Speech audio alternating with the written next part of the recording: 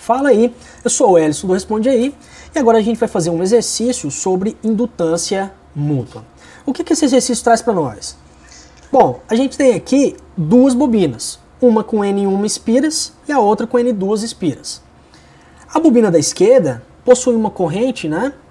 Por ela passa uma corrente que depende do tempo, que estou chamando aqui de I1 de T. A gente sabe que uma corrente que depende do tempo gera um campo magnético que depende do tempo. Tá certo? Bom, a bobina da direita possui N2 espiras e tem uma corrente I2 e produz um campo B2. Mas o ponto aqui é o seguinte, o problema fala que a corrente que está passando aqui na bobina 1, ela diminui de 6 para 0 ampere em um tempo de 2,5 milissegundos. Tá certo? Bom, quando essa corrente diminui, o campo que ela produz também diminui. Então, o fluxo desse campo através das bobinas da espira da direita, tá certo? Diminui com o tempo. Então, isso significa que aparece aqui na bobina 2 uma FEM induzida. E essa FEM induzida é de 30 kV. Com isso, o problema pergunta pra gente, qual o valor da indutância mútua? Beleza? Então, vamos seguir essa figura que a gente tem, né? E a gente viu que aparece uma FEM induzida aqui na bobina 2. Recapitulando, por que aparece? Porque o campo magnético agora, que atravessa as espiras da bobina 2, muda com o tempo. Se o campo magnético muda com o tempo, nesse caso diminui com o tempo, então o fluxo através das bobinas, das espiras da bobina 2 também diminui com o tempo. Então significa que aparece uma FEM induzida com esse valor aqui, que se opõe a essa variação do fluxo. Beleza? Então, isso é basicamente a física que está rolando aqui.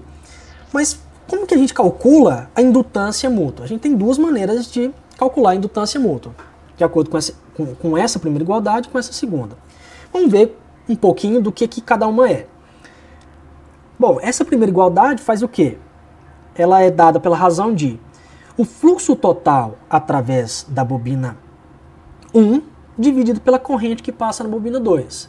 E aqui é N1 da bobina 1 vezes o fluxo através de uma das espiras da bobina 1, dividido pela corrente que passa na bobina 2. A outra maneira é essa segunda igualdade aqui. O que é? É N2 multiplicado pelo fluxo, né, através de uma das espiras da bobina 2 devido à bobina 1. Então é o fluxo total através da bobina 2 dividido pela corrente que passa na bobina 1. Tá certo? Então toda essa quantidade que aparece N vezes φ é o fluxo total. Beleza? A gente tem essas duas maneiras. Para o nosso problema aqui, a gente vai considerar M igual a essa segunda parte aqui. É suficiente para a gente. Beleza? Então vamos pensar um pouco sobre essa expressão aqui. Bom, na bobina 2 aparece uma FEM induzida aqui. E ela aparece porque tem um fluxo variável com o tempo através das espiras, através da área, através das espiras da bobina 2. Como que a gente escreve a FEM induzida através da bobina 2? A gente pode escrever a FEM induzida dessa maneira. O que está escrito aqui? Que o módulo da FEM através da bobina 2 é igual ao módulo de dφ2 dt. Que é esse φ2 aqui é o fluxo total através da bobina 2. Bom, o fluxo total através da bobina 2 é N2 vezes φ2,1, que é esse outro termo aqui, tá certo? Então se eu jogo esse termo aqui dentro, né, ou seja, N2 φ2 devido a 1, eu vou colocar aqui dentro o quê? M vezes I1. Vamos fazer isso? E aí quando a gente faz essa substituição aqui, a gente encontra o seguinte, a gente encontra essa expressão aqui, tá certo?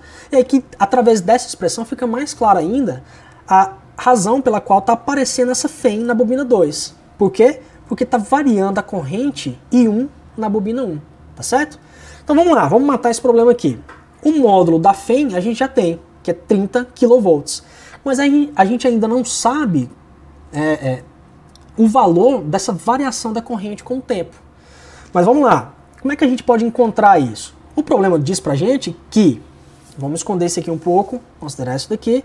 O problema diz que essa FEM de 30 kV aparece na bobina 2 quando a corrente diminui de 6 para 0 A em 2,5 milissegundos, tá certo?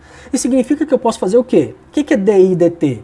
É a corrente final menos a corrente inicial, que é 6, dividido pelo intervalo de tempo. E aí, nesse caso, fazendo essa continha aqui, a gente encontra que DI dt é menos 2,4 vezes 10 ao cubo ampere por segundo. Para encontrar, então, a indutância mútua, a gente tem que dividir 30 kV dividido pelo módulo desse cara aqui. Aqui é negativo. Quando eu tirar o módulo, eu vou ter um número positivo, tá certo? Vamos fazer isso. Substituir 30 kV aqui junto com essa variação, o módulo dessa variação da corrente aqui dentro. E aí a gente mata tudo, né? A gente tem essa situação aqui, né? Vamos passar aqui para o passo 2, né? Essa situação aqui, né? Utilizando essa expressão, a gente consegue encontrar então que a indutância mútua é dada por esse valor aqui, 12,5 R. Beleza? Pegou a ideia aqui? Então varia a corrente aqui, varia o fluxo através da bobina 2, aparece essa FEM. Essa FEM aparece então porque a corrente está diminuindo com o tempo.